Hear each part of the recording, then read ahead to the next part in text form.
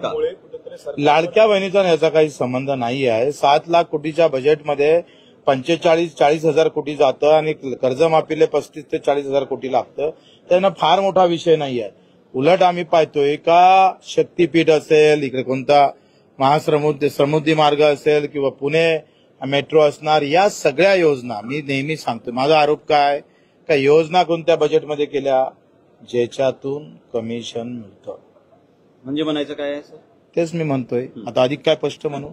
Commission म्हणजे अर्थ काय? अशा योजना आहे ज्या लाखो करोडाच्या योजना केल्या, ज्याच्या सरकारच्या म्हणजे सामान्य लोकांच्या भल्यापेक्षा सरकारमधल्या लोकांचं भलं जास्त होते. अशा योजना बजेटमध्ये आलेल्या आहे. पक्ष मजबूतीच्या योजना आहे.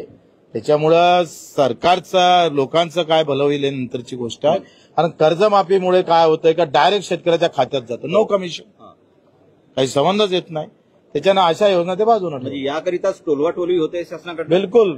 माझं म्हणणं तेच आहे का जिसमें है दम उसमें है कमिशन.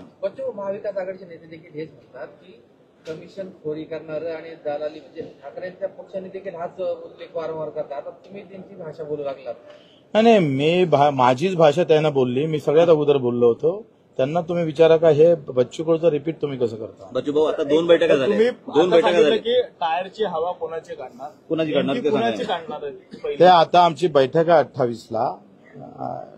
कोणाचा टायर पंक्चर करायचा, कोणा शेतकऱ्याबद्दल कोणत्या मंत्र्यानं जास्त घृणा केलेली आहे, जो आमच्या बाजूनं कोणता मंत्री बोलला नाही, ज्यानं निवेदन घेतलं नाही, ज्यांना ज्या पद्धतीनं शेतकऱ्याच्या तुच्छ समजलं, त्याच्या टायरचं त्याच्या म्हणजे गाडीचा टायर पहिले पंक्चर होणार. आतापर्यंत असं